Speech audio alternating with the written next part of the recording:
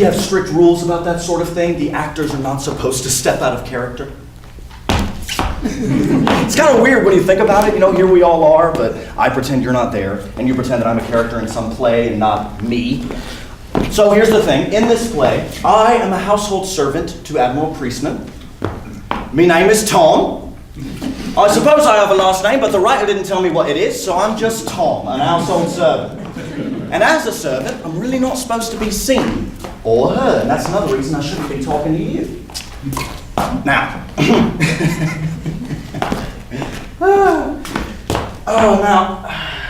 there's all that rot on Downton Abbey about lords and ladies running downstairs to apologise to some servant that they've offended.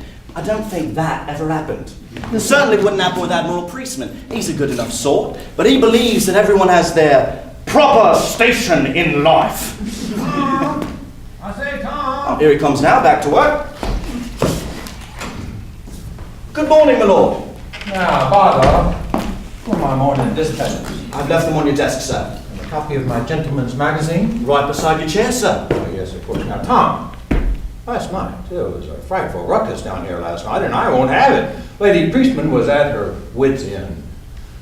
We must have order in this house, and I expect you to keep it. Do I make myself clear? Begging your pardon, my lord. We had a mouse in the pantry, and when the houseboy tried to swat at it, darned if it didn't slide across the floor and straight up Miss Flinder's dress. Well, with her screaming and shaking and rolling about, the rest of us couldn't help but laugh. Tom, you mistake me. I did not ask you to give me the reason for the boo-haw. I asked you to make sure that there's no repeat of it. Do I make myself clear? Of course, sir. Won't happen again, sir. You can depend on it. That'll be all. Oh, Tom. Mr. Howell, the man I told you about, has promised to come this morning. Show him in when he arrives. Of course, my lord. So here's the great thing about being a servant. You really are invisible. You and I can have this little conversation, and the Admiral will no more take note of me than a bird outside the window. It's something like being a ghost. You prowl around the house all day long, hearing other people's conversations, observing their petty quarrels, laughing at their nonsense, and none's the wiser. I like being invisible. The other great thing about being a servant is that you never have to think for yourself. We all just do what we are told to do. Now, I know you think that liberty and equality are your natural-born rights, but I don't believe in all that claptrap about the rights of man.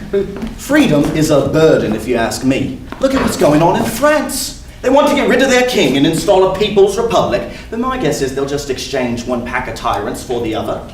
Why, the first thing the rabble did was tear down the Bastille and let all the rogues back on the streets. And there's no more bread in the bakeries now than there was before the start of the revolution. Yeah, they're getting their freedom in Paris. Freedom to starve and be murdered in the streets.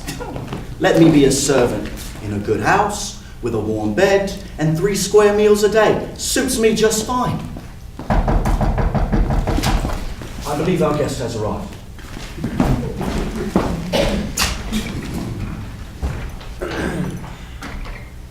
Let me take your hat and coat, sir. Right this way. The Admiral is expecting you. Mr. John Howard, sir. Come in, Mr. Howard, and warm yourself by the fire.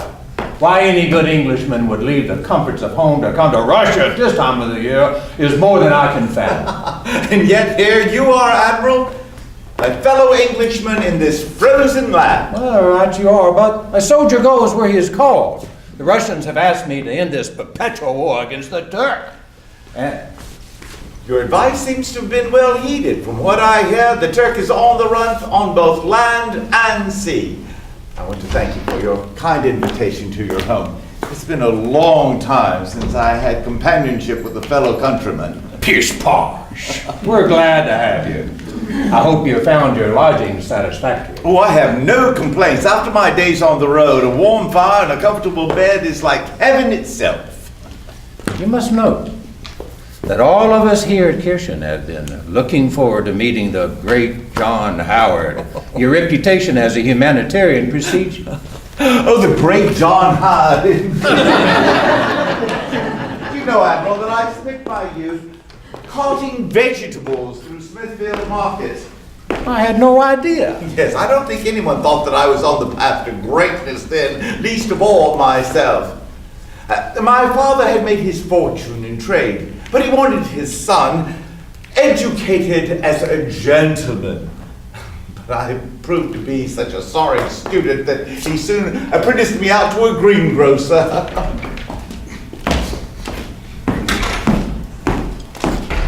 Father, don't leave me. Now, John, this is all for your own good. But I want to be with you, Father. Nonsense. It's time you grew up. But I'm afraid. Afraid? No son of mine is afraid. Now dry those tears and act like a man.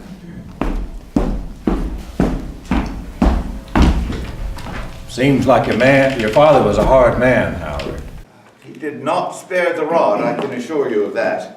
But my father was right. It was time I grew up. But I was such a restless boy. I'd rather be rolling my little cart through the market than sitting in the classroom anyway. But my apprenticeship did not last long. My father died soon thereafter, and his fortune was settled on my sister and myself. I used my inheritance to buy out the rest of my apprenticeship and set myself up as a gentleman. Well, you beat the old man in the end. Oh, no, in the end, he had his way.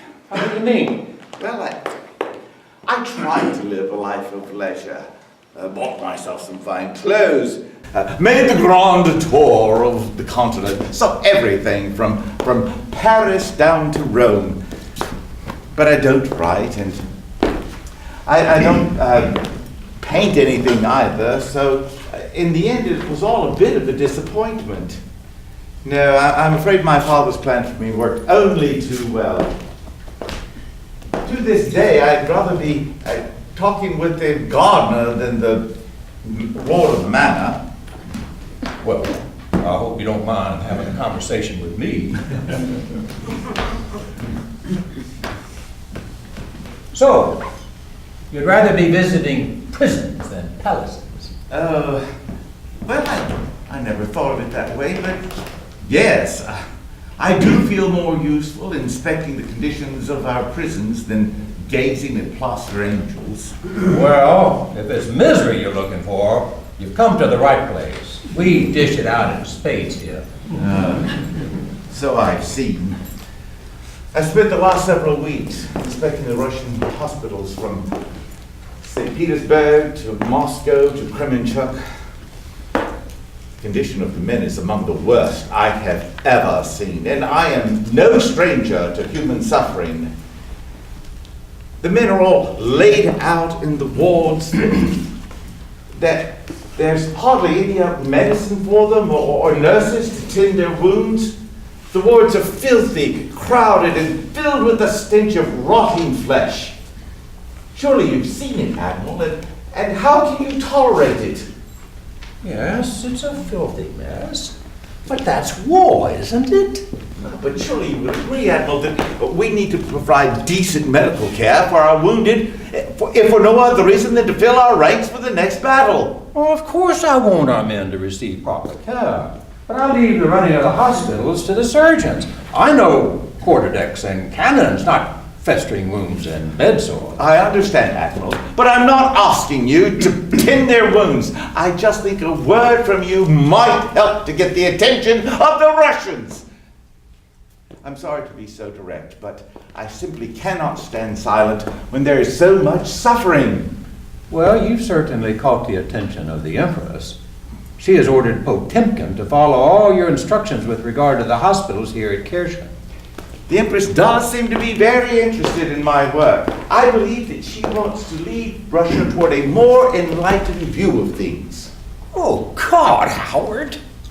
No one enlightens Russia. The Russian foot soldier is just one step removed from the beast of the field, and the officers are not much better. But they are still all God's creatures, Admiral. I believe that the Empress truly wants to improve the lives of the Russian peasants. She once told me that Russia could never truly be great unless all her people were free from misery and hunger. Stuff and nonsense, Howard. It's all very well to talk about the rights of man when you're sitting down for a meal in that fine palace. But it's ordinary men that build the walls of those palaces. And it's ordinary men that serve those fancy meals in that palace. And it's ordinary men that slug through those muddy fields and live on water and turnips and end their life in that miserable field hospital that you saw. And if those men ever decide to point their bayonets elsewhere towards their own officers, and they decide that they want to sleep in that palace, then you'll see what the Empress truly thinks about the rights of people. Oh, anyway, ranting against the rights of man again. He's quite convinced that any act of mercy might undo the social order. Now, might we call a ceasefire long enough for you to introduce me to your guest? This is Mr. John Howard, of whom you've heard so much. This Mr. Howard is my dear wife, Maria. Oh. You'll find she is quite your admirer. It's such a pleasure to meet you, Mr. Howard. My husband is quite right in that I have the profoundest admiration for all your humanitarian labors. Please, sit. Tom, the tea. I intend to interrogate Mr. Howard thoroughly. The least we can do is fortify him for the experience. I've heard of this Mr. Howard. The prisoner's friend, some call him. Me father spent a bit of time in jail, could have used such a friend, no doubt. He went to debtor's prison for £2, 3 and 6. I've seen my lord spend as much in an evening on brandy and cigars, but £2, 3 and 6 is not easy to come by in a working man's house. A brewer's dray ran over me father's foot, put him out of work. He was off the docks for 6 months. It took me mum a year to pay that £2, 3 and 6. What with washing the neighbor's clothes, the little odd jobs we lads could pick up. I went into service at 8 years old myself, and I was glad to get it. Without this job, I might have wound up in the King's Army, and like as not been rotting away in one of those field hospitals. Now, you must tell me all about your work. What made you take such an interest in prisons? Well, I was telling your husband earlier that my father left me with a comfortable fortune, but I wanted a vocation. Oh, I'm afraid my first attempt at humanitarian efforts ended somewhat disastrously. You've heard of the great earthquake of Lisbon. Oh, well, indeed I have. The descriptions in the press were horrifying. Well, I was young and unencumbered and thought I might do something to help relieve the suffering of the survivors of the earthquake. So I gathered together some supplies and some medicines and booked passage for Lisbon. And were you able to be of assistance to the survivors? Not in the least, I'm afraid. Our ship was seized by a French privateer, and we were all crammed into this disgusting dungeon in Brest. 80 of us in a space that was originally designed for no more than 4 and 20, and we nearly died for want of food and water. But the French commander, seeing from my clothes that I was a man of some means, thought he smelled profit in me. Who would have thought that a well-tailored coat could be the salvation of us all? But he told me that he would release me on my promise as a gentleman that I would send him my ransom when I reached England. And so I did, but I could not rest until I had secured the release of all the crew and the passengers. So, although I may have been of no help to the Portuguese, at least I might have provided some small service to my fellow countrymen who otherwise might have died in a French dungeon. Well, I never knew you had been a prisoner yourself. So it was your sympathy for the prisoners that was stirred by your time as prisoner of war. Well, no, at least not immediately. After that ordeal, I wanted nothing more than to return to the simple life of country living. Our estate is in Covington, near Bedford. I took an interest in the management of our estate, and then I took a wife. Henrietta Leeds. She was the cousin of my good friend, Samuel Whitbread of the Whitbread Breweries.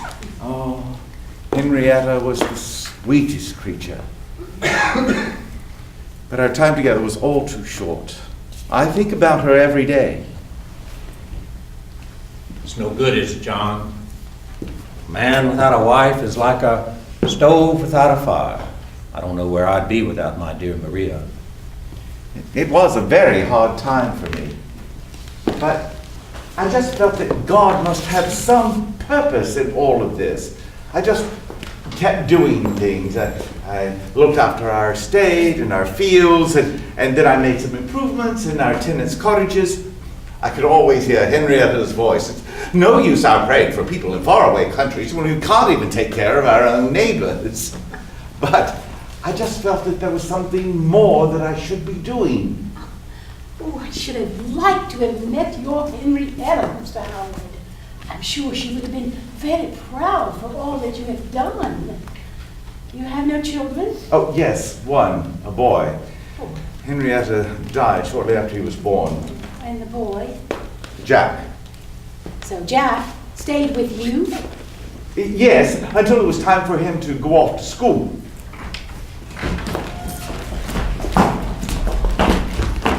Don't leave me here, Father. I hate this place. Nonsense, you're not a child anymore. Couldn't I just live at home? I have to leave tomorrow to inspect the prisons in Ireland. Couldn't I go with you? Prisons are no place for a child. Besides, Thomason will be taking care of you. Now run along and learn your lessons like a good boy. I'll stay, Father, but I'll be cursed if I'll be a good boy. And how is your son now? Very ill, I hear. Well, you must be anxious to return to him. I don't think he's very anxious to see me. We are not on the best of terms. Well, the Admiral and I have two sons. Harold is a lieutenant aboard the HMS Reliance. He's a very tall young man with piercing blue eyes. Quite a favorite with the ladies. He's a first-rate sailor. I no doubt he'll wear the Admiral's hat someday. But our Percy is a different story. The most willful child that ever walked the earth. Percy is a troubled soul. God knows we've done the best for him, but he's never found his place. I wanted you to know, Mr. Howard, that we know what it is like to live with a wayward child. It's very kind of you to confide in me. We bear too much in silence. Heave me, boys, oh heave away, way, way, roll and go, with the anchors aboard and the cables all stored, singing rollicking randy-dandy-o. What are you staring at? You're drunk. So what if I am? Oh, you listen to me. I am your father. Thanks for reminding me. I'd almost forgotten. Oh, don't you dare turn your back on me. Oh, but dear Father, isn't that exactly what you did to me?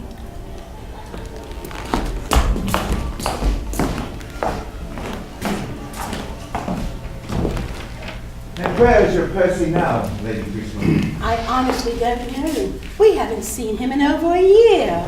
He is not welcome in this house, I can tell you that, Howard. The things that he said the last time he was here, they were intolerable! I won't have him here until he mends his ways. He's better off dead as far as I'm concerned. Oh, you don't mean it, my dear. But I do!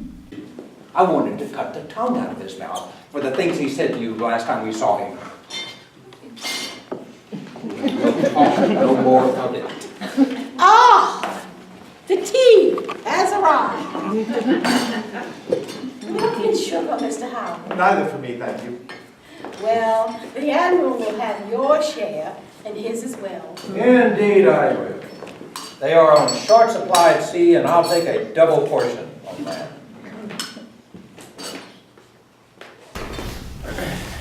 So, Mr. Howard, how did you find what you wanted to do with your life? My brothers say that it found me. A group of men from Bedfordshire approached me about standing for the office of High Sheriff. I told them that I was honored, but that it was out of the question. You're too modest for your own good, It Howard. had nothing to do with modesty. You see, the Test Act was still on the books at the time, and I told them that I would not forswear my religion for the sake of office. How was it managed then? Oh, it was by my good friend, Samuel Whitbread.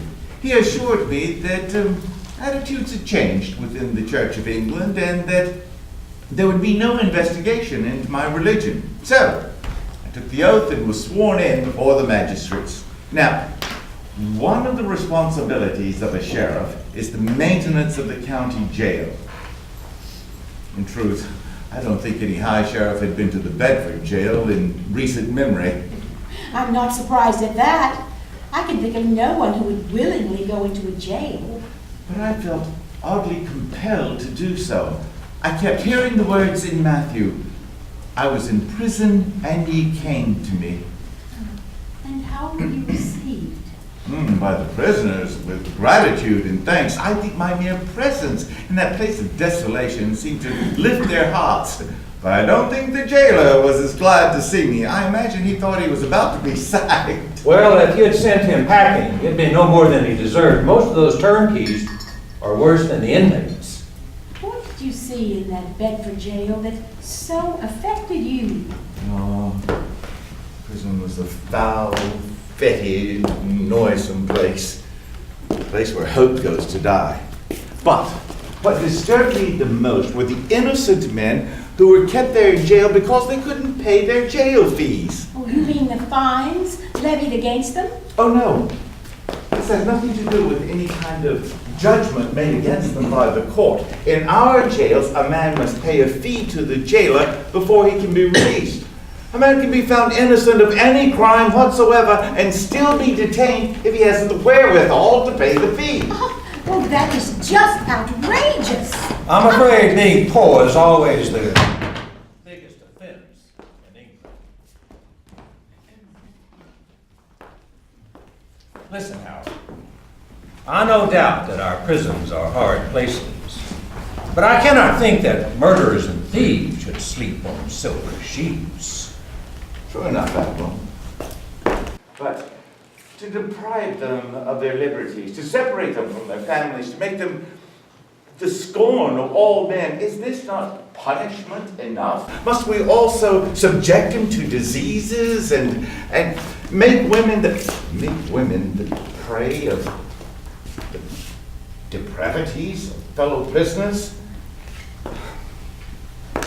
Surely this is enough punishment for them as it is. Surely you would have not just do God's will in heaven and on earth, but in our prisons as well. Prisons are not instruments of reform, Howard. They are places of punishment.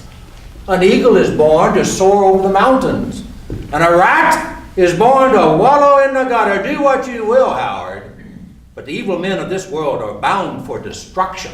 I cannot believe that, Admiral. I believe that not just these men, but all men are born with corrupted hearts. But we are all the objects of God's mercy. We are not reformed by our own striving, but by the grace of God. Take that away, and my home is in the gutter as well. Surely we all stand in need of God's grace.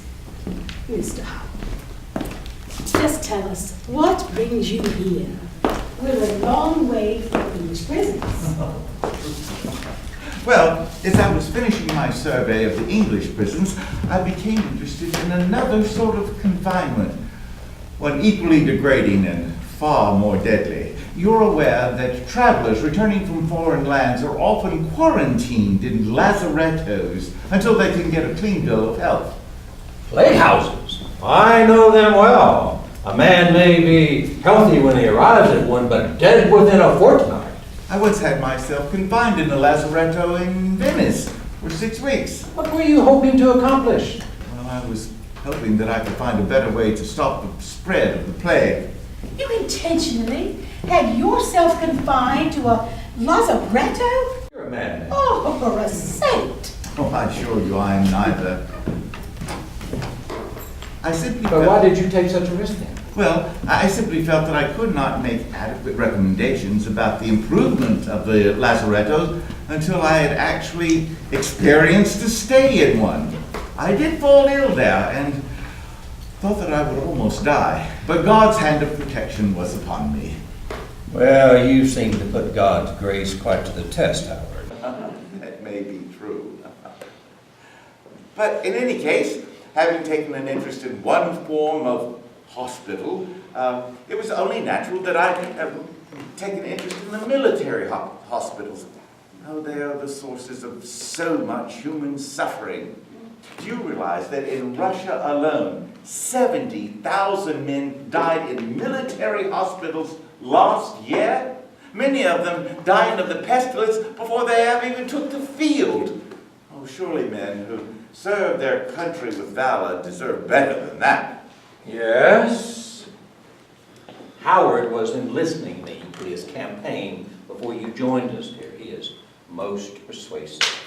I'm sure we will do all within our power to assist you in your work here, Mr. Howard. Well, two of you aligned against me. I have no hope of escape. Now, let's say, however much we may differ on the fate of the common prisoner, I will see to it that our soldiers get better care. Tom, you may clear now.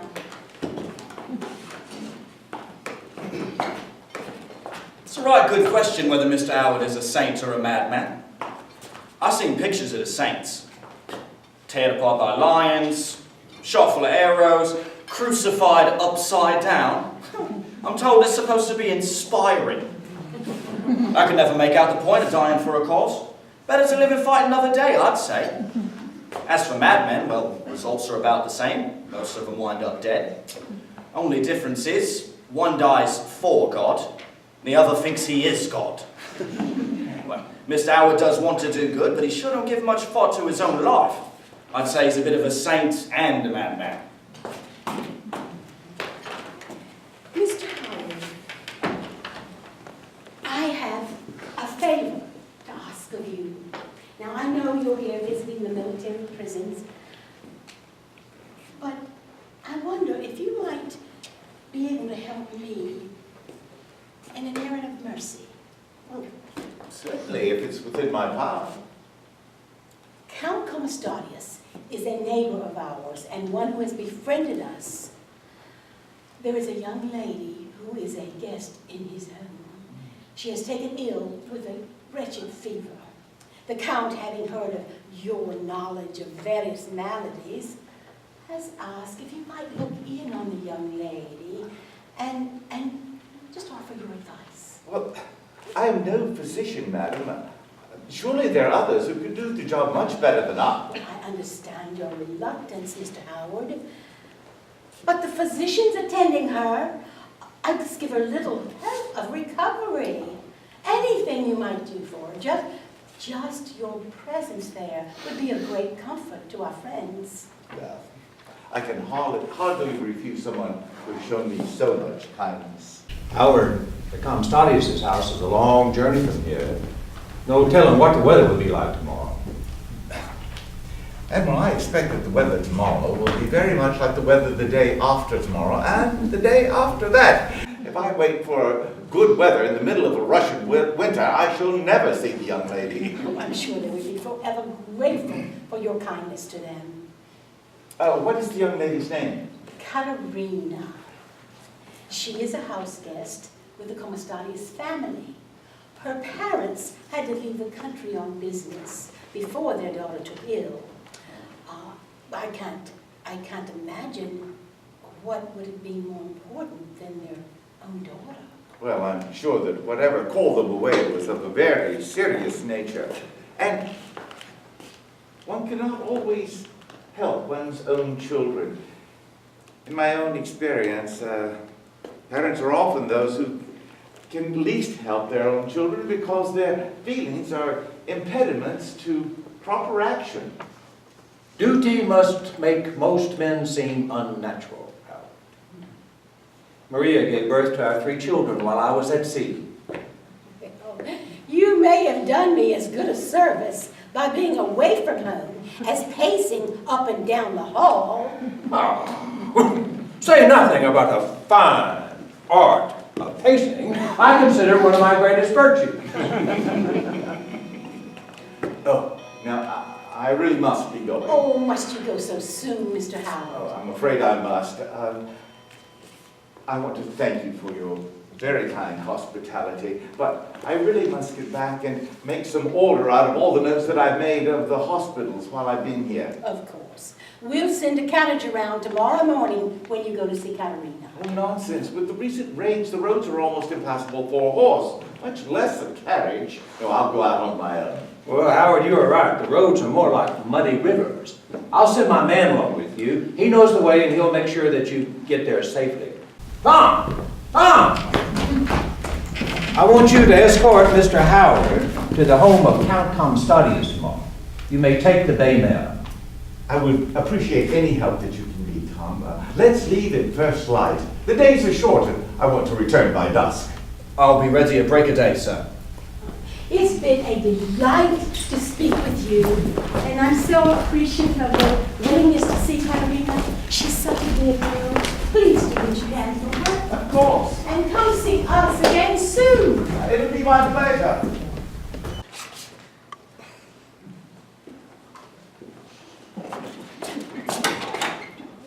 Well, ain't I the lucky one? Arrived in the freezing rain with Mr. Howard to start me day. At least I'm young. I wonder if the old man's up to it. He's at least 70 if he's a day. Lord, spare me the company of saints. Them that adores them, most likely never seen one for real. It don't take tuppence to light a candle for one. But you must rise early and face a bit of wind to ride at one side.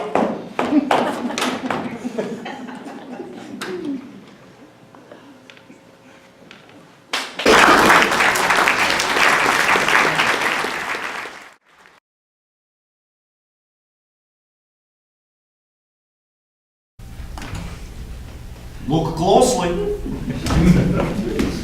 Perhaps this will help.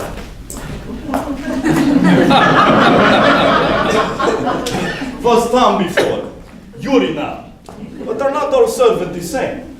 How many times you go to restaurants, you realize you don't know which waiter is serving you. It is no different in Russia. We are like part of a machine. We can be replaced at any time. And yet it's said we cannot be trusted. I can be dismissed for any reason, or no reason, but my master expects me to be loyal at all costs. And indeed, most of us are loyal. I have known servants to sacrifice very life to protect master. Take old Tasha. She cares more for Katerina than she does anybody else in the world. If she could take away little girl fever at cost of own life, I have no doubt she'd do it. We have given up our families, our lives, our loves, to serve those who could at any hour send us away with wave of hand. But we trust in their affections. We have sacrificed so much and served so long. We make masters in our minds that are worthy of our love.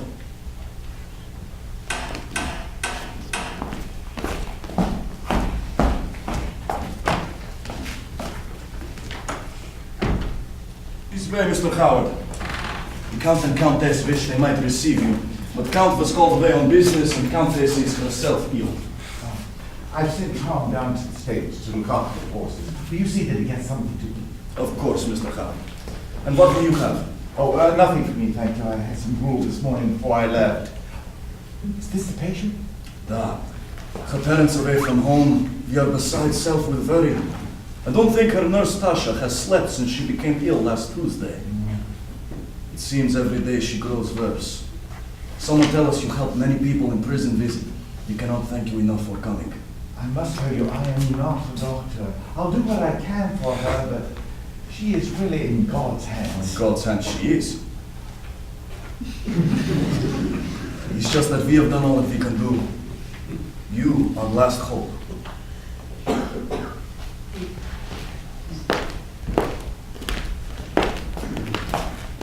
I am glad he's not a doctor. There is no one kill you quicker than doctor. First they poison you with their medicines, then they bleed you to death. Doctor get paid to do things most of us be locked away for. I pray Mr. Howard will be comfort to her. Katerina? Katerina? It's you. They told me they had sent for you, but I never expected you to come. Everyone says you are a great, great man. No more, Kat. Let's see what's wrong with you.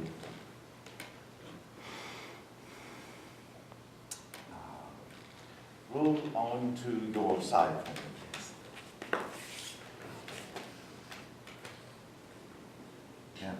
Now breathe for me. Again. And once more.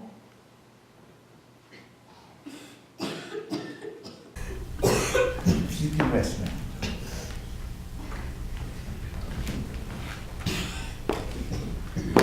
What is it, Mr. Howard? She has severe rheumatic fever, pleurisy. I suppose the proper treatment for the fever would be to do some bloodletting, but I've no skill for that. I do have some of Dr. James' powders that might help her with her fever, and a poultice might help her with her breathing. Have the maid make up a poultice using these ingredients, and bring us some tea as quickly as possible. Mr. Howard, What is it, my dear? sit and talk with me, Mr. Howard. Oh, but you must rest now. I'll rest soon enough. No one ever talks to me. They'll whisper behind my back. Am I going to die, Mr. Howard? I know I am supposed to want to go to heaven, but do you think God would mind if I just stayed around a little while longer? You see, it's almost time for St. Tatiana's Day. It's a holiday for us here in the Ukraine. We have feasts and dancing. I have a new dress. It has long white sleeves and a bright blue gown. It is the most beautiful thing I've ever seen in my life. Do you think I will ever get to wear it? I suppose it is wrong to think so much about a new dress on a saint's day, but Saint Tatiana died because she would not worship the idol of the emperor. She must have been very brave. I am not so brave. I don't want to die. What is this rubbish about you dying? What has he said to you? I hardly said anything at all. That's the problem with you English. You don't say nothing. A doctor should tell a patient she is going to get better. Anybody cannot say anything. I am sure you have a Katerina have very good days. Why don't you say something? Might we have that tea now? Of course. English and your blessed tea. Any tea doesn't solve everything, you know. It might help with the administration of these powders.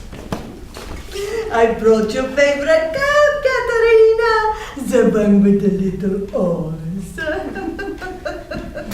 And pay no attention to the Englishman when he doesn't say anything. Not saying anything doesn't mean what you think it does. Tomorrow you will be quite well. Tomorrow you will be running around these halls and all of this will seem like a bad dream. And when you are better, it won't be because of anything he has done.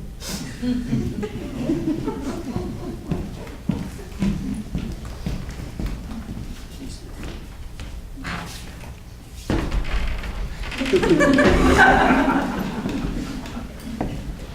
you take sugar in your tea? Yes, 3 spoons, please. 2 will be quite enough. I wish we had strawberries. We have the most wonderful strawberries in the summer. I would give anything for a bowl of strawberries with cream. So, tell me, Mr. Howard, I know you've traveled all over the world. What was the most exciting thing that ever happened to you? Let me see. I have had more than my share of adventures. I was on a ship once that was attacked by pirates. Pirates? You must tell me all about it. Well, I left from the port of Modin in Greece. There's an old castle there that rises up from the ocean like one of the ancient wonders of the world. I used to walk along the castle wall late at night and listen to the surf breaking against the rocks down below and smell the sea and, the spices from the market and the orange blossoms on the trees. The castle was built many years ago by the Venetians, but it's in the hands of the Turks now. 5 times a day you can hear the call for prayer come out from the ancient mosque. Sometimes you can hear the desperate cries of the men who are held there in the dungeon of the castle. I felt very, very far away from home and longed to see my own country. So, it was with joy in my heart that I stepped aboard a ship the next day that would bring me closer to home. It sounds very lonely. Does no one ever go on these journeys with you? I prefer to go by myself. I don't mind putting my own life at risk for these errands of mercy, but why should I risk someone else's? I shouldn't like to be alone in a faraway country. Oh, I'm not all alone. I think that God is with me. For he had said, he will never leave thee nor forsake thee. I really do feel that God is by my side. Like when you know that someone is walking behind you, even though you can't quite hear them or see them. Yes. But what about the pirates? Oh. Well, I set sail on the Fortuna, an old merchant ship whose best days had long since passed. We were little prepared for military action, and the waters off the coast of Africa are just swarming with pirate ships. Just past midday, a cry came out from the crow's nest. I had a spyglass with me, and in the distance I could just make out the sails of a Tunisian corsair. Corsair? A pirate ship from the Barbary coast. It was full of ruthless, savage men. All afternoon we could see them coming closer to us. We were afraid that they were going to try to board us. Our captains raised every sail on the ship, but we were no match for their corsair. He said that he would send our ship to the bottom of the sea before he would see it taken by the Turks. We'd all been sold as slaves if we'd been captured. You must have been terribly frightened. Oh, indeed we were. We had a few old cannons, but little hope of doing enough damage to the ship to actually break off an attack. Our only hope was that they wanted to capture our ship instead of destroy it. So, we loaded our old cannons with scrap shot. I say we because several of the crew had fallen ill and I was pressed into service. We waited until we could just see the faces of the pirates as they came closer and closer. And then we fired right into their midship, bringing down a hail of nails and spikes and small shot. To our amazement, the pirates withdrew, and we were able to bring our ship safely to port. It must have been glorious. Oh, no, I wouldn't call it glorious. The recollection of the whole experience brings me no joy. Oh, and I saw things that day that I would like to erase from my mind. But we did what we had to do in order to save our lives. I've come close to death on more than one occasion in my life. It gives you a clarity about your existence, how you live and what you live for.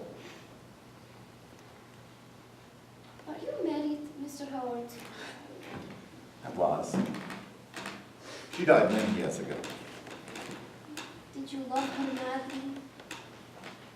What an odd question. I did love her. I don't think I loved her as much as I should have. One has regrets. I feel responsible for her death. How did she die? Giving birth to our son. It was a difficult pregnancy, but she seemed to be regaining her strength. A few days later, she fell ill. On Sunday, I went to church. But she didn't seem to be in any immediate danger. When I got home, I brought a cup of chocolate up to her room. She was already gone. Nothing prepares you for that moment. You're so used to hearing the greetings of her voice and the sound of her laughter. And then, all the stillness. You know you will never hear that voice again. It must have been hard for your son. As he grew older, did he blame himself? I don't know. Perhaps. We never talked about it. Indeed, I have never talked with anyone about this, Katerina. You have a way of teasing out my secrets. Don't worry. Your secrets are safe with me. Cross my heart. I will take them with me to my grave. Oh, what would Tasha say if she could hear you now? You needn't wonder what Tasha would say. You might simply ask me. But of course, no one will. Who would care what Tasha thinks?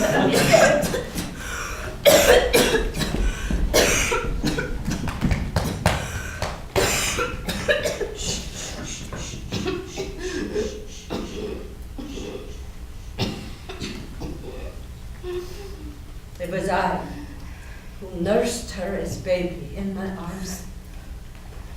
I was the one who picked her up and she scraped her knees and dried her tears. I sang to her on the long, lonely nights when you could hear the wind howl into the trees and rapping the shutters on the windows. No one has the right to take her away from me, Mr. Howard.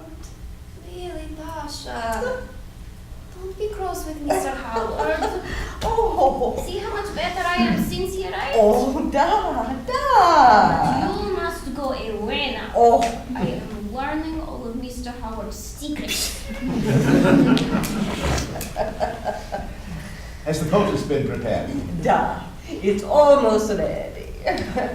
Roll it up in a cloth like a sausage and tie the ends tightly.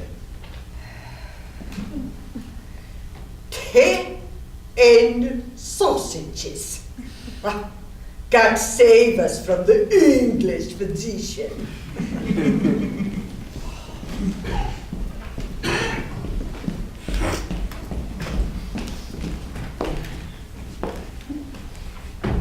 You were telling me about your son. Where is he now? I lost him many years ago. He went off to school and something terrible happened. Bring down the rosy, pockets full of posy. Yes, it's me, Father. Do you recognize me? We all fall down. I was in Edinburgh, you know. I was a good boy. But I was sent down. Malay and Mente. I try to think now, but the thoughts just slip away. I hardly know who I am. Thomason left me, you know. Left me in the snow outside the King's Arms. Well, good riddance! I don't mind him. But I've lost myself, and that's a loss from which I won't soon recover. My dear son, I didn't know. I need to sleep, Father. But I'm too afraid to. The spiders, they come down one by one, and soon it's all spiders. I look down, but I can't see myself for all the spiders. My skin crawls with them. Sleep here, son. Sleep here. Oh, dear God in heaven, what have I done? Lost him forever.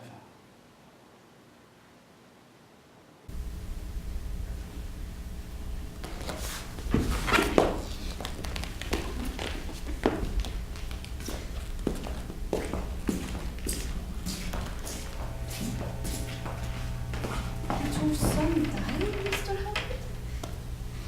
Yes, Katerina. My son no longer lives. I'm sorry, I can't talk about it. I know you must miss him. Do you believe in angels, Mr. Howard? I do. Do angels have wings? I suppose so. Why do you ask? There is a painting in our church. All of the angels around God in heaven. They all look very happy. Well, not exactly happy. They look as though they could never be unhappy. They look sublime. I love that painting. Sometimes when I feel very bad, I try to picture it in my mind. Try to see myself as that angel. You already are. And when I was very little, I used to dream I had a horse with wings. We would fly through the clouds together. I didn't need a bridle or stirrups. I just held on to its mane and I never had to kick it, for it knew where I wanted to go before I did. You have a remarkable imagination. I think it's a gift from God. He tells us that we must come to him as children. I think as we grow older, we lose our sense of wonder, and heaven becomes a faraway, dimly remembered land for us. But for the young, it's so much clearer. I have brought your bolters. All the way here to mention what good it will do. It is that most evil-smelling thing. Put a pillow behind her head. Katerina, you must sit quite still and allow the poultice to do its work.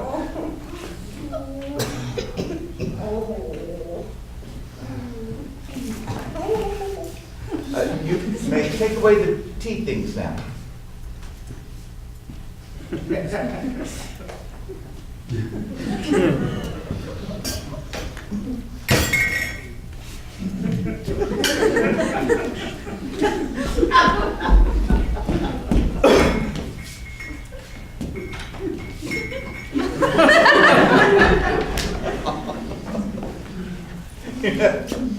Tasha loves you very much. I know.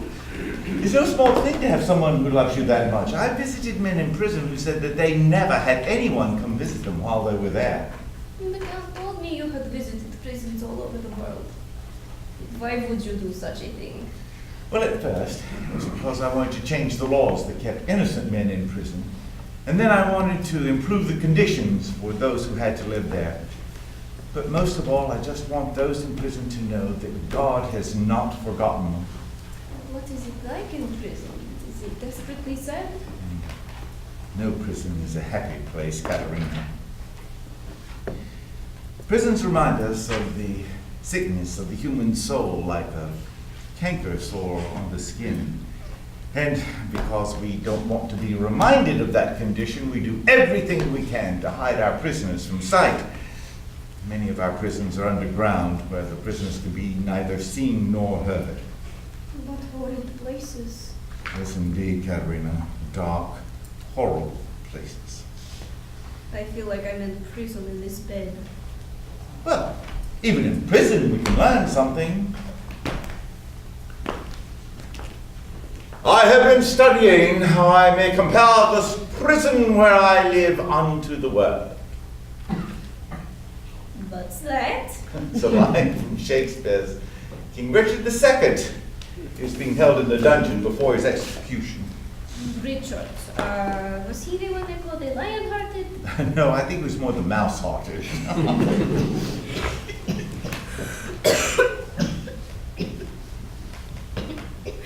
Tell me, why was the king in prison? I really don't know. I think he'd made some very powerful enemies. And what did he learn in prison? To make the most of time. I have wasted time, and now doth time waste me. I think he had a lot of regrets. And what do you regret, Mr. Howard? I regret not having a daughter like you. I regret not spending more time with my friends. I've never felt as though I really fit in with other people. I regret not meeting you sooner. Well, then we must make the most of our time together. And I must learn more of your secrets. Tell me, what is your favorite place on earth? I think it's a little hillside outside my home in Covington. What's your favorite place? There's a park near the little village of Dauphiné. I can't imagine you have trouble fitting in with other people, Mr. Howard. I feel perfectly comfortable with you. Tell me another story. Oh, I'm afraid that most of my stories come from prisons. And the lives of prisoners do not make good bedtime stories. Are there children in prisons? Yes, I'm sad to say. Many. The children of debtors. There once was a little girl named Penelope.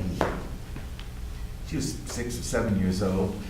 She and all her family, who once been very rich, I think, were all crammed into a space no larger than a horse stall.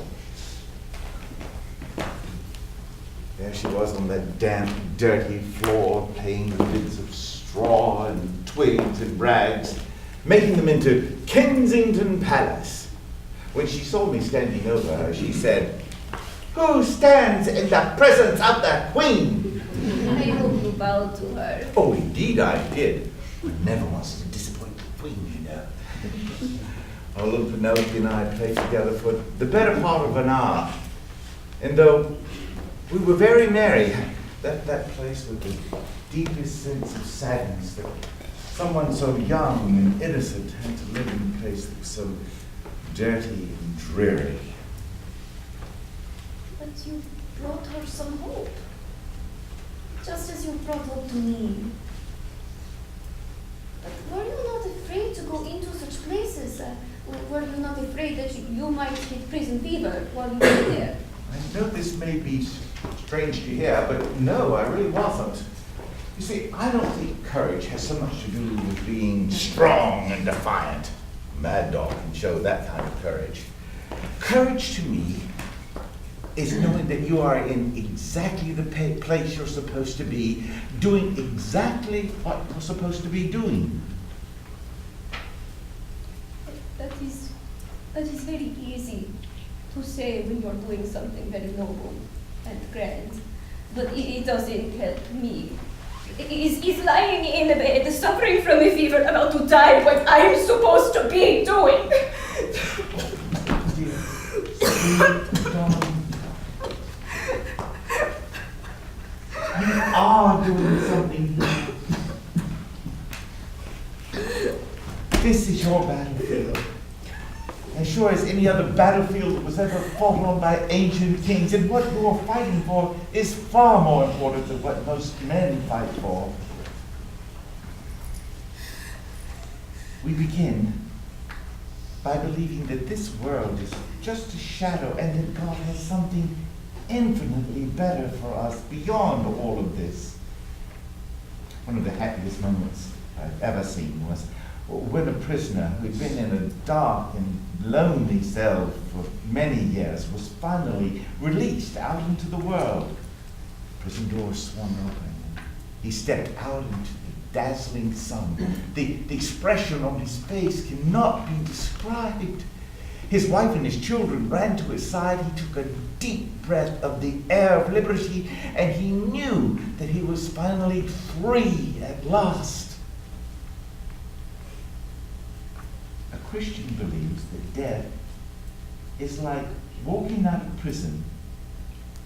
It's not the end, but the beginning. When my time comes, I hope someone will be there to go with me.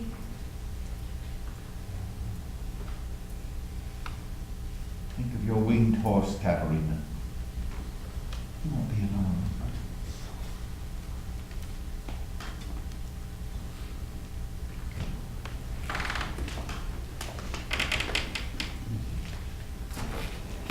Will you stay the night, Mr. Howard?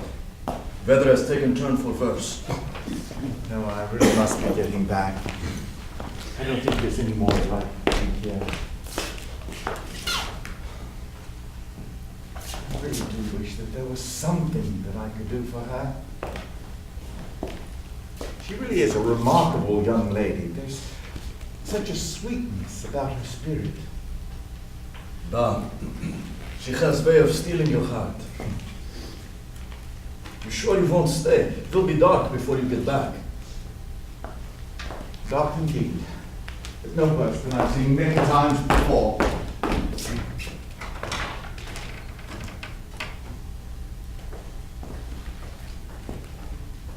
I believe Mr. Howard is doctor of best sort. He has tended to her spirit as well as her body. I would to God that she lived to dance at first ball, have first kiss. But if her candle is to burn out quickly, I pray that God give peace to her soul.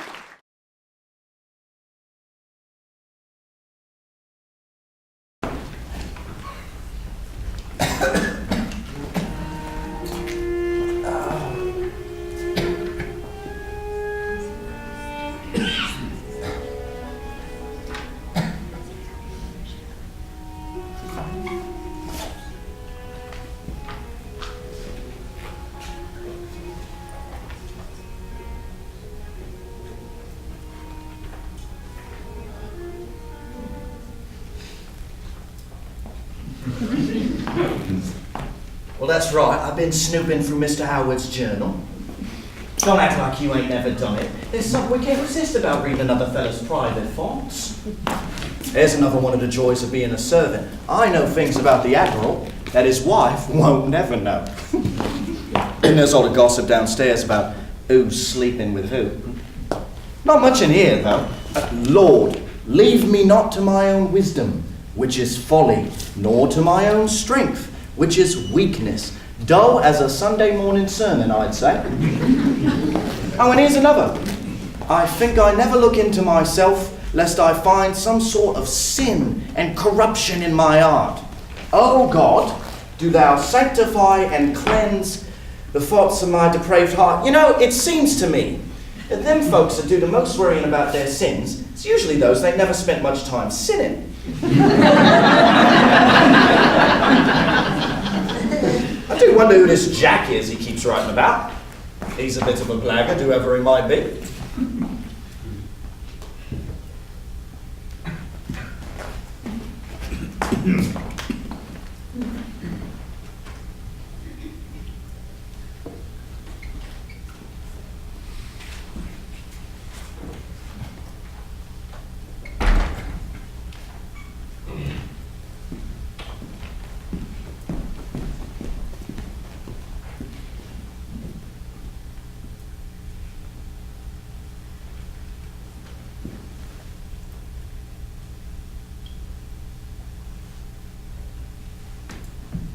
Oh, I'm sorry to disturb you, dear, but he seems worse today.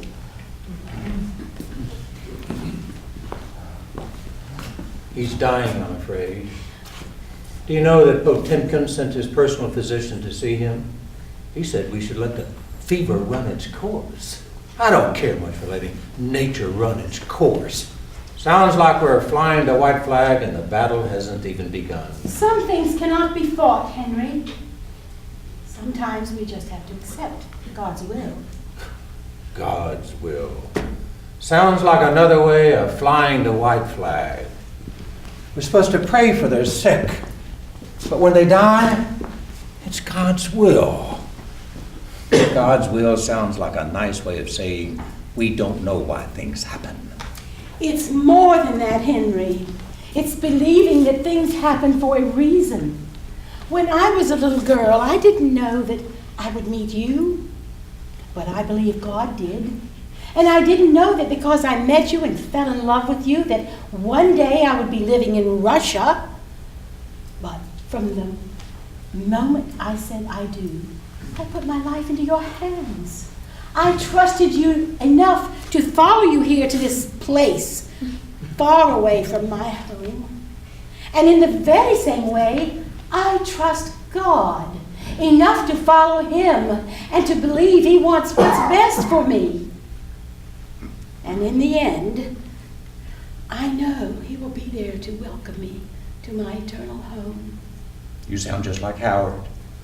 He talked about his death as calmly as though he were going to a friend's house.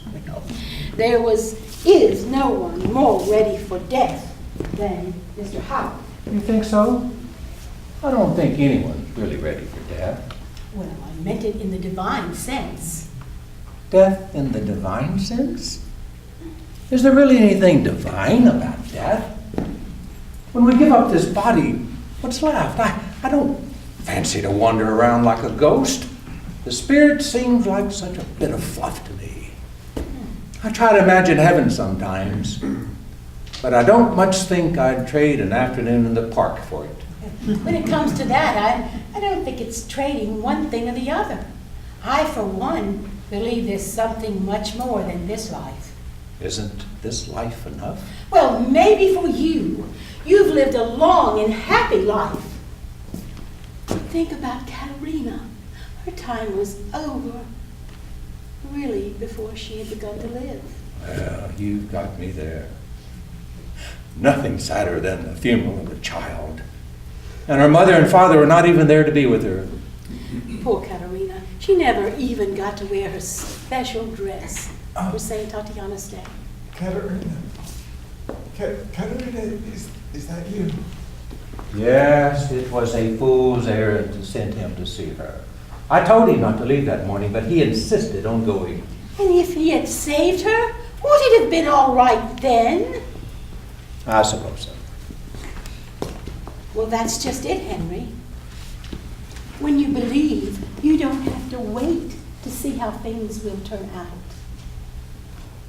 You just do the right thing and leave the rest to God.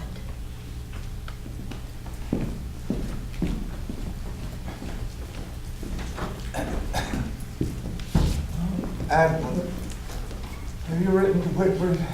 Yes, just as you instructed. And I'm to be buried here. We needn't think about that quite yet. No, I've seen the face of death often enough to know when my time has come. Would you like for me to send for a priest?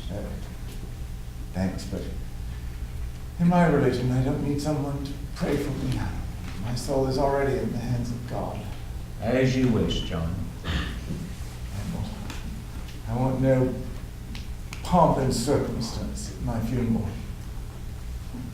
I've lived simply all my life, and I choose to die that way as well. And there's to be no talk about markers or monuments. They tried that when I was alive, and I told them I had none of it. I have the statues in London, images of thieves and rogues. All the more to remember our good men. I don't believe there are any good men, just sinners saved by grace. You know, John, I begin to think you don't want to be remembered. You'd be right, Captain.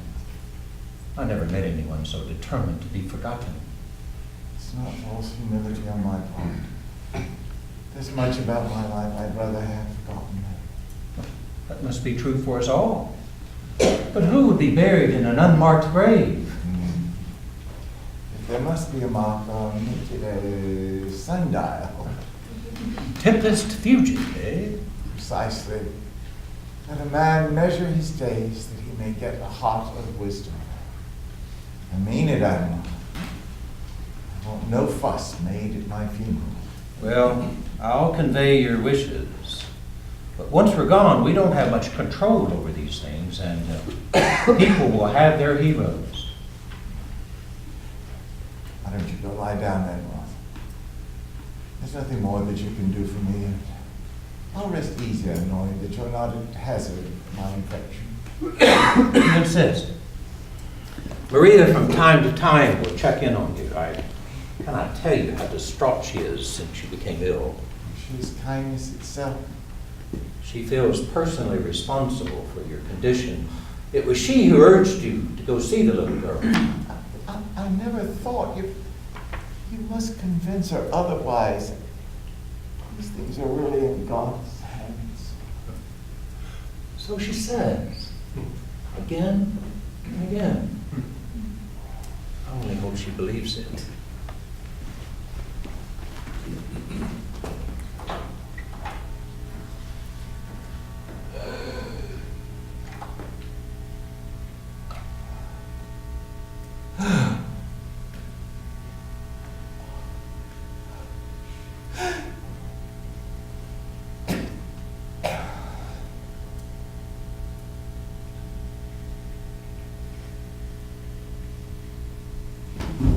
Mr. Howard? Howard? Look at me! Is it not the most beautiful thing you've ever seen? I can't believe my eyes. Is that you, Katerina? What? Were you expecting someone else? I really don't know what I was expecting, but... So, this is it? Yes, this is it. Well, it's just that it doesn't look very much like... Like heaven? It's funny, you should have difficulty saying the word. You talked about it all the time. Well, it all seems so far away, like the stars or the setting sun, but this is just so ordinary. But why should it be so different here? Did you think God was trying to punish us while we were on earth? Well, no, I just thought it would be different. Give it some time. You'll discover what's different soon enough. I wonder, could I see Henrietta? You're not quite ready for that. It was like what you said about being a child. It will take you some time to become that child again. What do you mean? Look around. What do you see? Well, it really looks much like home. I recognize that little hill over there. I've spent many a fine hour beneath the shade of those trees. Only... What? Oh no, it's too ridiculous. Don't be afraid. Well, it seems there are oranges on some of those trees. What else? Well, there's a delicate scent in the air. Jasmine, I think. And I can hear music. It's the song I used to sing when I was a boy, working in the market. I don't understand this, Katerina. Are you here too, or is this place just for me? How does it work? It's difficult to explain. Let me just say that the old rules don't work here. There's no such thing as time or place. No yesterday, no tomorrow. Yes, I can see your oranges and smell your jasmine, but only because I choose to be with you, and those things are part of you. How long must I wait before I can see Henrietta? A little while, when you are ready. I thought you said there were no rules here. No, I didn't say that. I said the old rules don't apply. Here, we all live the way. You'll feel it soon enough. Did you ever walk past a house on a cold day and see the glow of a warm fire and know that there was friendship and good cheer to be had inside? And no one tells you to go in, but you find yourself drawn in that direction. And that's what we mean by the way. And what did you mean by I'm not ready yet? You see, it's not the place that's so different, it's us. We have to become our truer selves. I don't understand. It's difficult to explain. It's like waiting for the fog to lift, or for an old wound to heal. I do feel different. Yes? I don't know. Younger, happier. I don't feel as though I need to be somewhere else. I'm just happy being where I am and who I am. No one ever thinks heaven will be fun. But I don't mean glorious or sanctimonious. I just mean fun, but that's really all it is. But I'm not quite up to the mark yet. I'm missing something, aren't I? There is one thing, but I know you can do it. What is it? Okay, so here we have to be totally honest. Have I not been honest? Not totally. Not with me. Not with yourself. It's your son, Mr. Howard. He isn't dead, is he? He's been dead to me for many years, but yes, my son still breathes. But why did you lie to me about him? What difference could it have possibly made if you had told me the truth? It was just too painful. But here's the whole truth. My wife, Henrietta, she was so kind and so beautiful. I don't think I ever really felt worthy of her. One time, I offered to take her on a trip in celebration of our anniversary, and she said, "Oh, John, that's so generous of you, so kind, but couldn't we do something for our tenants instead?"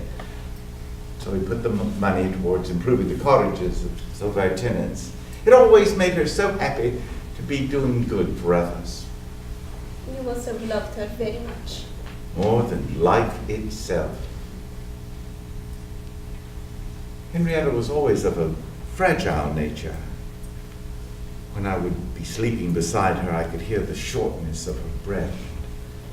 It worried me to hear her that way, so we moved down to the coast for a while to see if it could help improve her lungs, but she missed her family, and so we moved back to our home in Parkington. And then the baby? Yes. Of course, we were both overjoyed at the thought of having a son, but secretly, I was worried. Then Jack came into the world, and Henrietta seemed to have survived her ordeal, and I felt as though happiness was just within our grasp. And then, before I really understood how ill she was gone. I can't tell you how that crushed me inside. If there had been someone to talk to, someone who I could have told how I was feeling, but there was no one. And then there was the question of what to do with Jack. Yes. What to do with Jack? I tried to love him. Really, I did. The nanny would bring him down to me in the morning, and all I could see were her eyes and the curl of her lip. It was just too much for me. I distanced myself from him. I did everything that I ought to for him. I provided for all his needs, but there was never anything tender about our relationship. I treated him as my ward, not my child. You told a friend once that you expected absolute obedience from your son. That if you expected him to put his hand in a candle flame, you wanted him to do it without hesitation. You may blame me for this. I deserve every reproach. I was cold and unfeeling. I thought if I could just make him obedient to my commands, I could mold him into a man. But now I realize that without affection, tenderness is just a dull, hollow thing. I haven't come to blame you, Mr. Howard. You've punished yourself enough. You're like a man who beats himself with a whip so he does not feel the pain inside. What you need is forgiveness. But from where? Certainly not from Jack. He lies in an asylum, a stranger to his own mind. If I could go to him now, he would no more know me than the King of England. It's you that must forgive. You must forgive yourself. But how? I can't pretend that what I did was right. What's more, I knew that it was wrong and I did nothing to change it. I'm in a prison of my own mind. The door is open, Mr. Howard. But if I don't feel worthy of walking through it, if I cling to my dark and lonely self, Then I will sit with you until you are ready to come out into the light.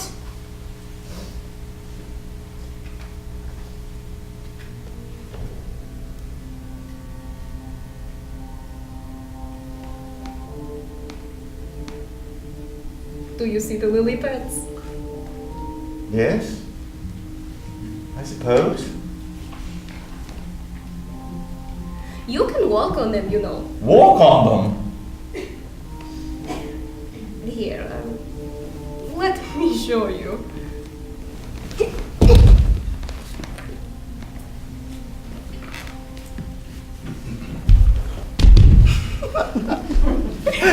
It really is quite preposterous, you know. I think it's marvelously fun. How does it work? You mean the science of it? I think we're much lighter than we used to be. It really doesn't matter if you walk on the pads or the water, does it? No, but I like to pretend it does. How long did it take you to learn the trick of the place? What do you mean? Well, I just remember how sad you were to think that you were going to miss ball downs and dancing and strawberries with cream and carriage rides in the park. It all seems so silly to think that way now. It's like being afraid that you will forget your umbrella when there's never any rain. Or even if there is rain, you know now that you would rather walk in it than hide under your umbrella. Do you think? You can say it. Do you think that I could learn to love Jack here? That's just it, John. It won't be so hard here. You think we ought to go in and see them? Someone is coming. I think we'd better go.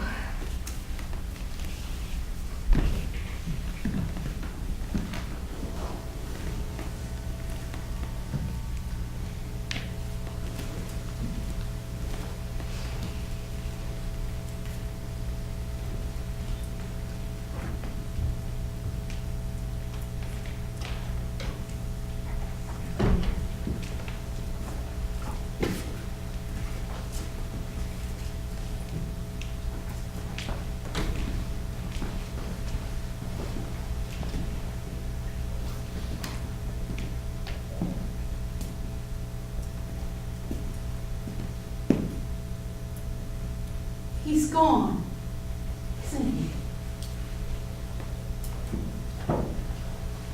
Oh.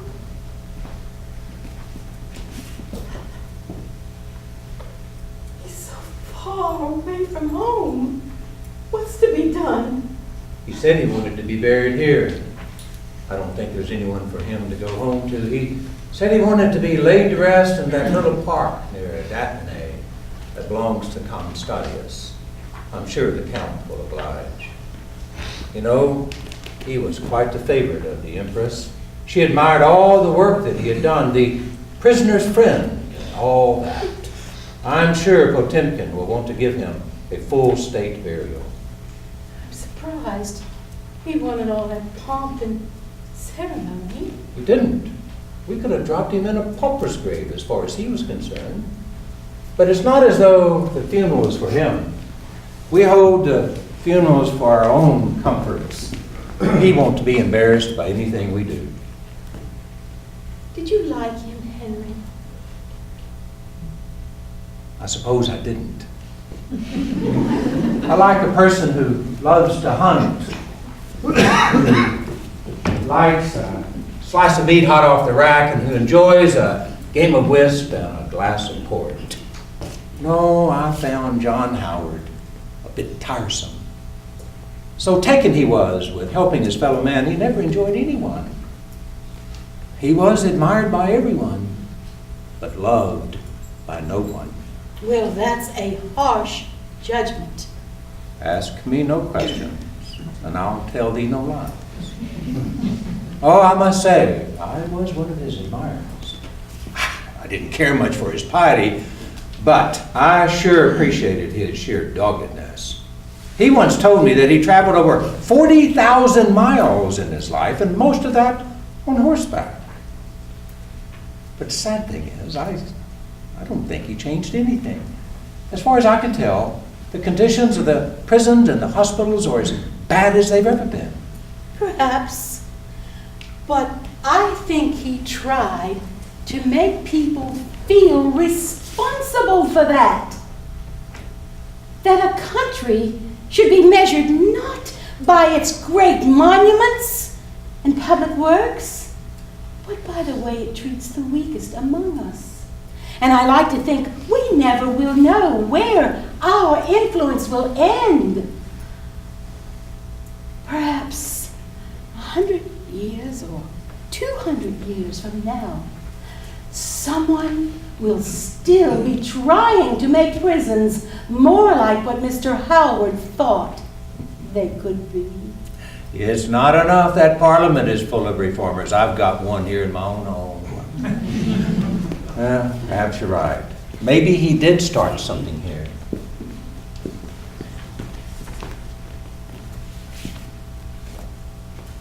He looks quite at peace. Yes, I think you're right, dear. No one was ever more ready to die.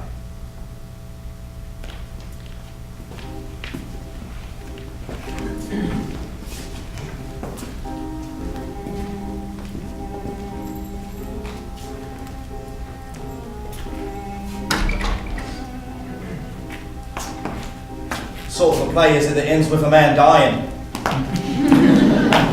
I prefer the musicals myself. Full tankard, jaunty tune, chorus girls dancing gaily, if you please.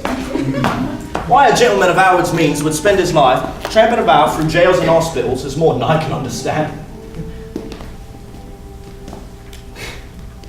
When I look on him,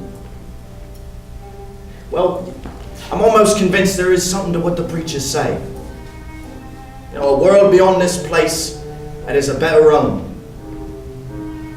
To be honest, there is always a moment when the music stops and the pub is closed and I'm left alone with just me little dark thoughts.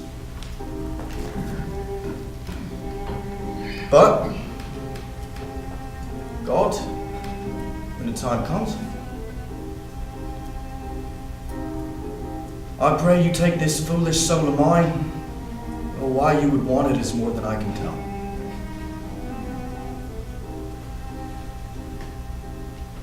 God rest you, Mr. Howard. You're home again now.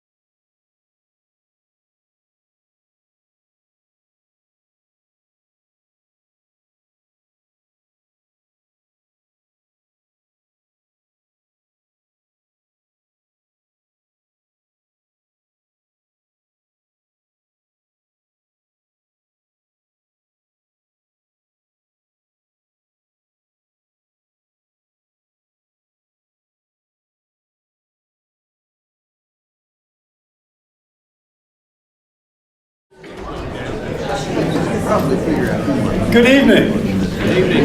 My name is David Chapman. I'm a professor of English here at Samford University, and I'm a former dean of the College of Arts and Sciences here at Samford, and that's the Howard College of Arts and Sciences. I am so glad you're here with us tonight to celebrate the life of the great humanitarian John Howard.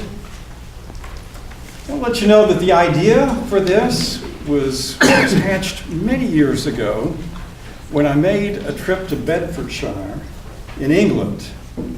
And while I was there, I visited the little village of Cardington where John Howard lived. His home is still there, and that little village has changed very, very little in the last 200 years. And as I drove through that part of the countryside, you can see the green valleys, you can see the sheep on the hills, these beautiful little slopes going down to the great river Ouse. And if you walk just a block down from the house, you go to St. Mary's Church, a little parish church. You go inside, you'll see three really large memorials, one to John Howard, one to his wife, Henrietta, and one to his son, Jack.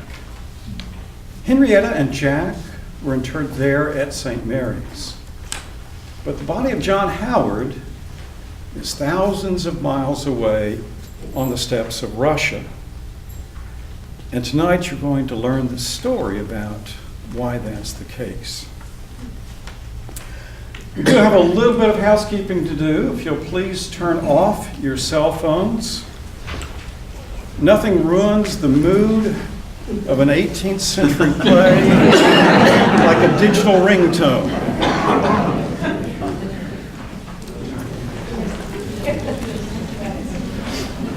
I do want to recognize a special guest, and there's so many friends, I wish I could mention all of you tonight, but I want to recognize a special guest who is here with us.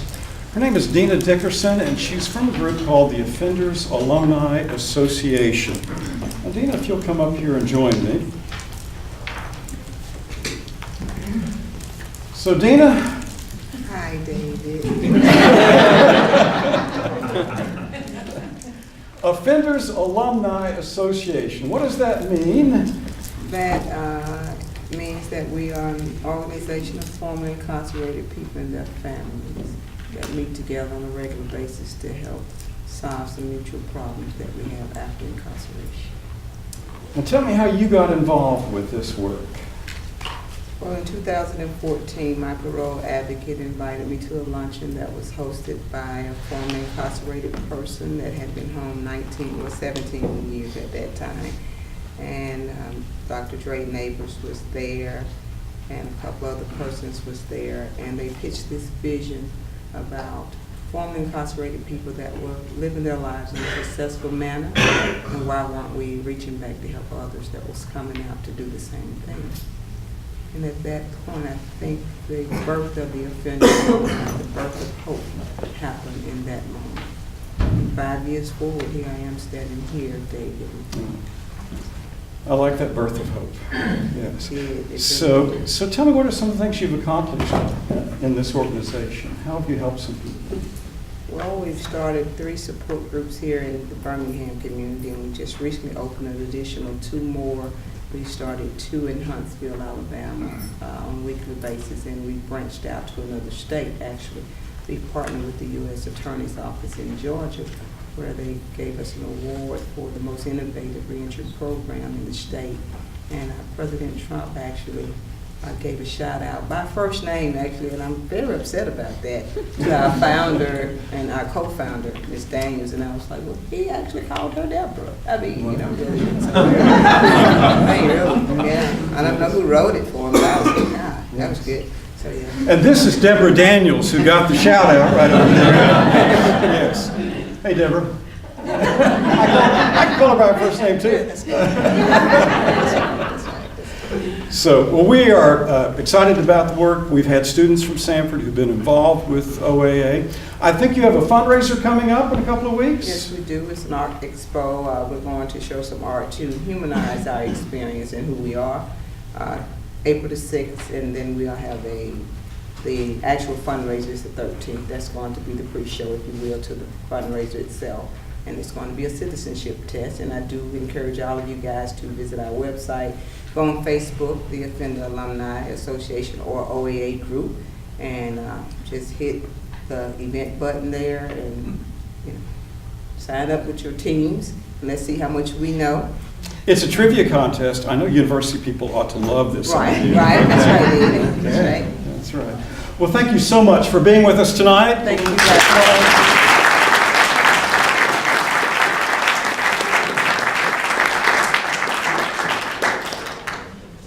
So the OAA is our kind of featured prison group tonight. Tomorrow night, we're going to be talking about the Prison Fellowship Ministry.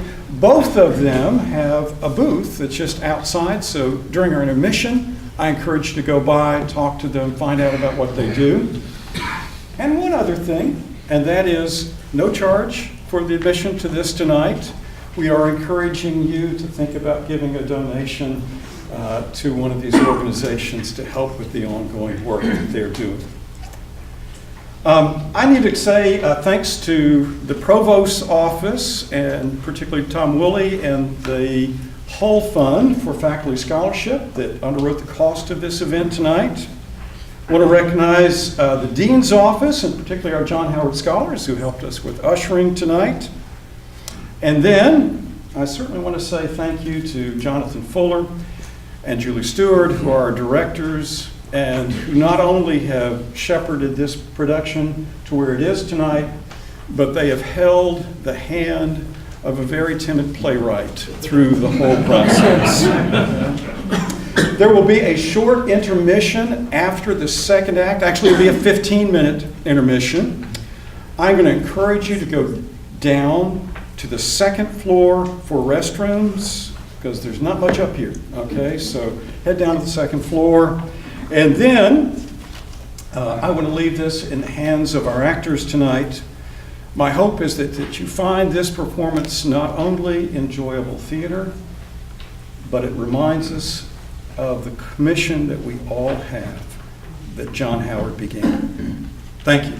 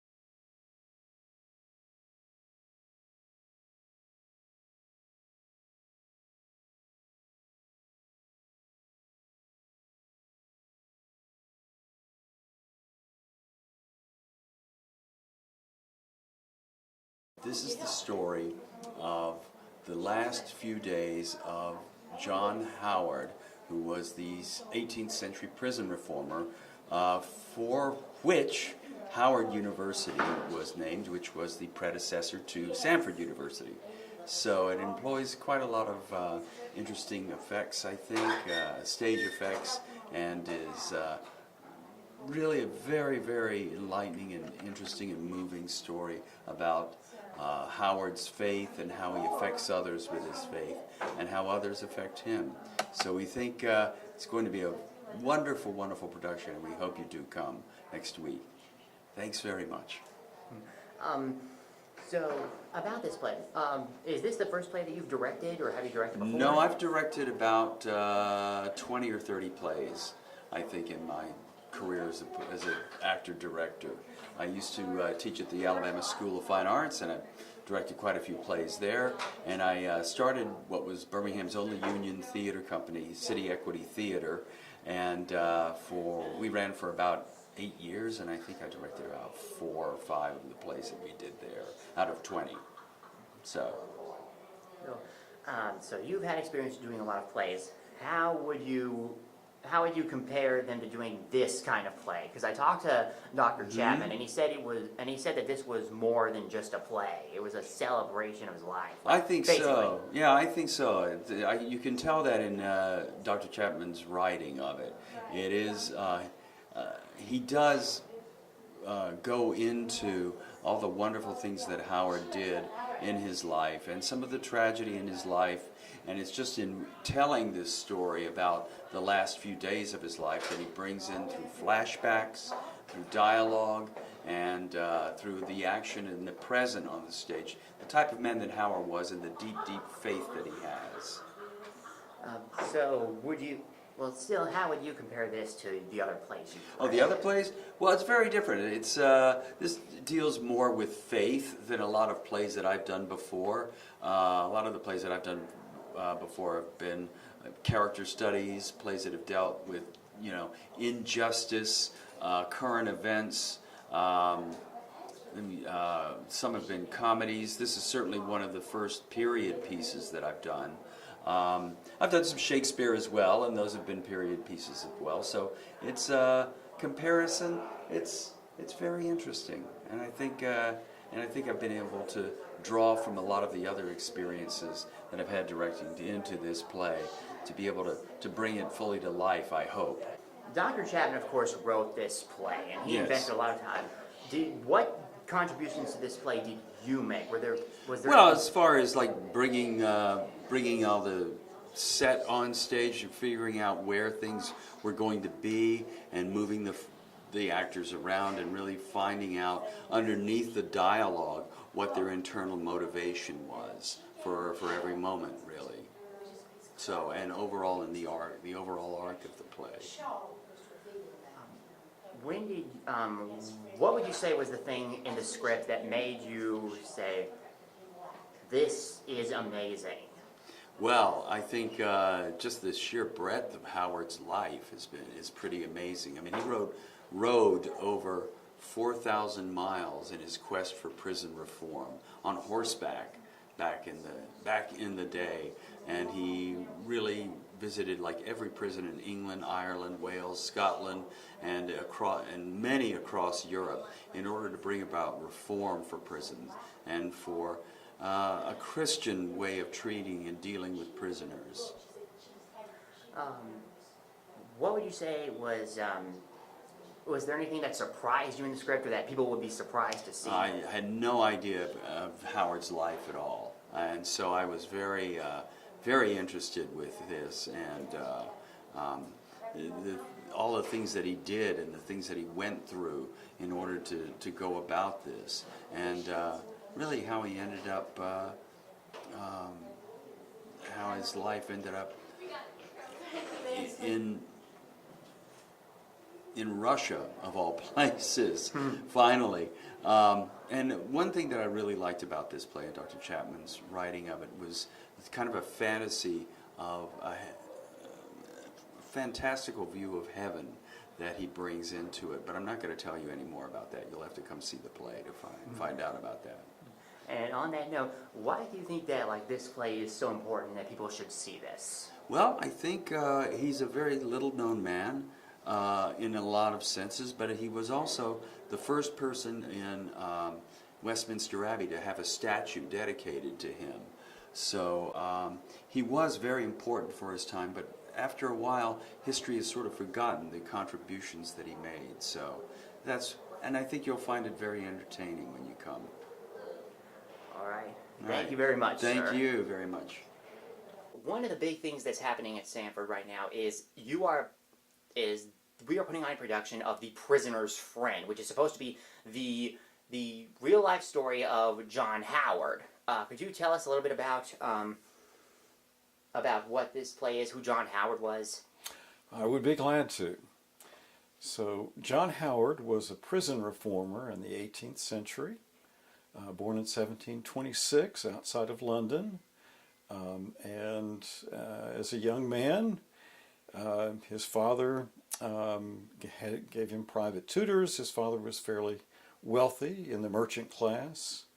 And then He didn't do very well in school. Some of our students might empathize with him. And wound up, his father apprenticed him to what was called a greengrocer, like a vegetable market. So it was kind of a humbling experience. And then after that, his father died. He inherited the family fortune. He quit the grocery business, toured the continent, didn't really have an occupation. And later in his life, he became the sheriff of Bedford, a little city in the middle of England. And as sheriff, he was responsible for the jail. And he began to realize how bad the jail was there in Bedford. He wanted to make some changes, and the local magistrate said, well, you should see what other prisons are like. And so he set about visiting prisons in England, and then he just continued to go to Scotland and Wales and Ireland and then across to France and visited prisons all over and wrote a book about the state of the prisons. And for that, he has become known as the father of prison reform. It's very interesting. When I had read a little bit about the article about this play, it said that you had tried tirelessly to get this play or get his story told. Yes. What drove you to do that? Like, what made you say, this man must be told? And like, had you pitched the idea as a play before, or what did you pitch it as, and where did you pitch it to? Okay, well, thank you. Well, I think one of the main sources of the impetus for this was that I was dean of the Howard College of Arts and Sciences. And when I became dean, I said, well, who is this Howard for whom the school is named? And nobody seemed to know very much about him. And so I started reading some biographies and getting to know more about him. And why was it that a college in Alabama, 50 years after the man died, so it's not like he's a current phenomenon. He's been dead for 50 years when Samford is founded as Howard College. Was its original name. But it turned out that the founders had immense admiration for the work that Howard had done in prisons. And I thought there was something really significant about that, Griffin. When you think that most people don't want to have anything to do with prisons, they have not a lot of sympathy for the people who are there. In fact, I hear just the opposite a lot of times. They don't deserve anything if they're in prison. And so to see Howard as a person who said that God's grace belongs to everyone, and would quote, from the Bible, it says Christians ought to remember the prisoners, visit the prisoners. He really had a Christian conscience that said taking care of people, even the rejects of society, is something that God calls us all to do. That's very good. Now, it's actually kind of funny. You said that you had started the Howard Scholars Program. I actually applied to that. Oh, okay. I was invited to join, and yes. I applied. I didn't get in, but it was kind of cool seeing that connection. Oh, yeah. But one other thing that I had read was it said that while he had dedicated his life to prisoners, he had no such compassion to his son. Yes. What did that mean? Yes. Well, that's a little bit of the hook to get people in to watch the play. A play can't tell this whole story of a man's life from birth to death. And so when I was thinking about what did I want to write about, I kept coming back. In some ways I tried to avoid it. I really thought, well, there's this sort of stain on his reputation because he and his son had a falling out. He neglected his son in order to make all of these prison visits. And so it's not the happiest chapter in Howard's life. But I just kept coming back to it saying, we need to try to understand what he was like and how this rupture, breach in this relationship with his son happened. And so the play really is mainly about that, about this connection he had with his son. And is it possible that in trying to do good, many of us may in fact sometimes neglect other responsibilities, as Howard seems to have done? That kind of brought me to something else. One quote that you were quoted as saying on that article, I really loved it. It said you wanted to show how all Christian heroes have feet made of clay. I loved that phrase. But could you explain what it means? What that means? Yes. Well, it's a biblical phrase, and from Daniel that the king has this sort of statue. He has feet of clay, but it's a common expression to mean that all of us have our weaknesses. Clay being softer than iron or metals, and so Howard was a human, and so many people certainly put him on a pedestal.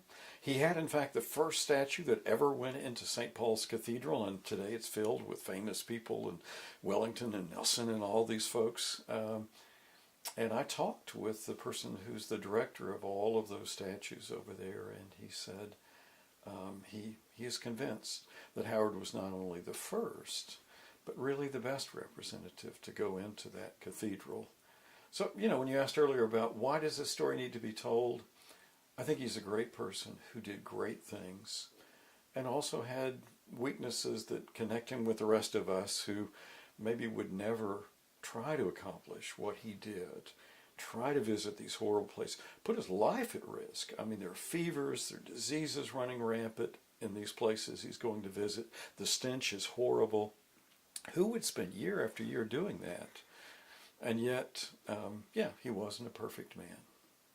I was about to say, and when you were saying, putting his life on the line, forget the stench and odors, the prisoners themselves. Well, that's true. That's true. And, a lot of the things that we just take for granted, Griffin, like the fact that men's prisons are separate from women's prisons, wasn't the case in Bedford, wasn't the case in virtually any place in England. So men and women are going to be thrown into the same jail, and I think you can immediately see what abuses might take place in a situation like that. So there's just lots of things. Food and water, not necessarily supplied. And one of the things that he really, really reacted to is that you could be sent to jail awaiting trial. You've been accused, you've been indicted, but you had not actually been found guilty. So you had to wait till the circuit judge came around, and then when they did, you had a trial. And let's say that you were found not guilty. You'd say, well, now I get to pack up and go home. But in this time, if you couldn't pay a jail fee, you had to stay in jail until you could come up with the money to pay the fee for having stayed in their jail like it was the local Holiday Inn. Oh, dear. And so you had innocent people who were stuck in jails because they couldn't come up with the money. And so Howard said, well, that's just wrong. The county ought to pay for the upkeep of the jails, not the prisoners. And so one of the first reform acts that were passed in Parliament under Howard's influence was the fact that nobody should be kept in jail because they couldn't pay a fee. By the way, in Alabama today, we have people who are in jail because they can't pay certain court fees that have been applied to them. So the problem that Howard faced back in the 18th century hasn't entirely gone away. That was actually kind of what I was going to ask. From what you just said, some of the problems that he are advocating for are still existing. So would you say that he succeeded in his quest, or was it all for nothing? The interesting thing to me is that when he made these discoveries and published the state of the prisons, there was a huge outcry against what was going on in these prisons. And he got the attention of not only Parliament, but foreign kings and queens. Maria Therese of Austria met with him. Catherine the Great of Russia met with him because they'd heard that he was concerned about these poor people in prison. And so what I think is there was a tender conscience in many people who said, we're better than that. It's not that the prisoners deserve anything. It's that we're better than that. And today, I think people aren't aware of what goes on in prisons. And I think sometimes intentionally, they want to ignore the problems, the overcrowding, the violence, the wretched conditions. So that's where I see us as different. Not only have we not improved things very much, in some cases, I think people were a little more sympathetic in the 18th century than they are in the 21st.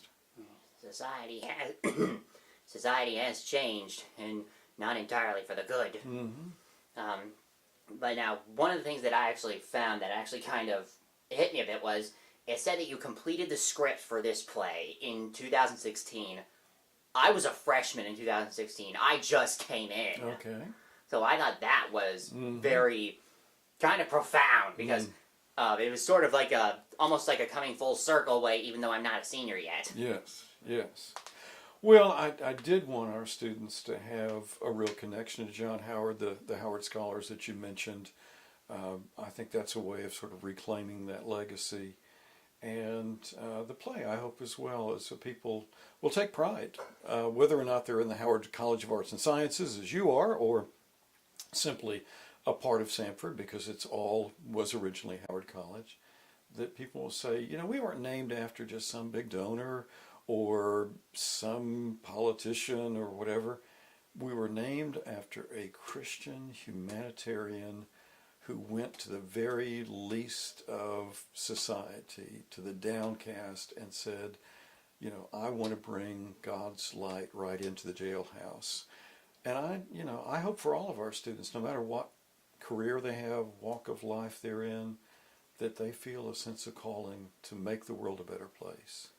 That is good. And I guess my kind of final question about, or one of my final questions is, with all that in mind, with all the good that he did, all of his imperfections, considering that this play is supposed to be centered also on his relationship with his son, do you think that this could actually have the risk of people seeing John Howard not as the father of prison reform, but as a bad actual father? Yeah, I think there is a risk, and I have pondered long and hard, whether or not to tell this story. But, I think when people see stick figures, whether it's George Washington or Abraham Lincoln, and we make them into heroes that seemingly never did anything wrong and their lives were one, success after the other, I think we miss something. We miss the humanity, and we miss thinking, hey, I could do that too. I think, these are people we put on a pedestal, and all of a sudden we don't have to live up to it. And maybe in seeing the fact that, his life wasn't perfect, maybe it'll encourage somebody else to say, yeah, I've made some mistakes, but that doesn't mean that I can't be used for a higher purpose. That is a very daring thing to say, and something that should be said, definitely. So when is this play happening? It will be Friday, March 29th, will be our opening night, 7 p.m. at the Boulding Studio, upstairs from the Harrison Theater. And then the next night, Saturday night, the 30th. And then we go on the road. We'll be the next week, April 3rd, which is a Wednesday, we'll be at Brookwood Baptist Church performing, and on Thursday at Dawson Baptist Church. And any of your viewers are welcome to come to any of those 4 performances. And these are all in Alabama, right? Yes. Okay. I was going to say, like go on the road. Is this going cross country? No, just right here in Birmingham. Yes, but off campus. Maybe that'd be a better way to put it. Mm-hmm. Who is in the play? Well, the lead role, John Howard, is played by Jesse Bates. He's a local actor, one of the leading actors in community theater here in Birmingham.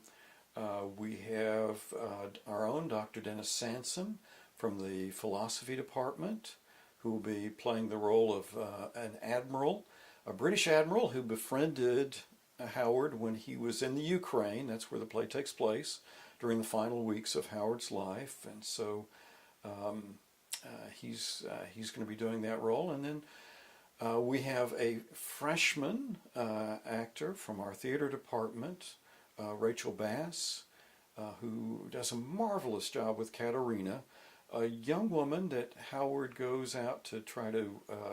court? Not court, no. He's an old man and she's a young woman. He goes out to help her. She's sick and she's come down with a fever.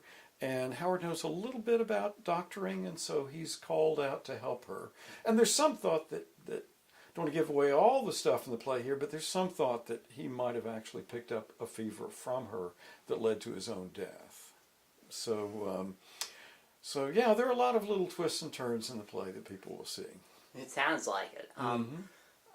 Where would the rehearsals happen to be? They're in Bowling Studio. Bowling Studio, and that is in the Wright Center, right? Yes, the Harrison Theater is faces the opposite way from the Wright Center, so you enter from a different entrance, but it's all one large building. Okay. What time are those? They start at 7 p.m.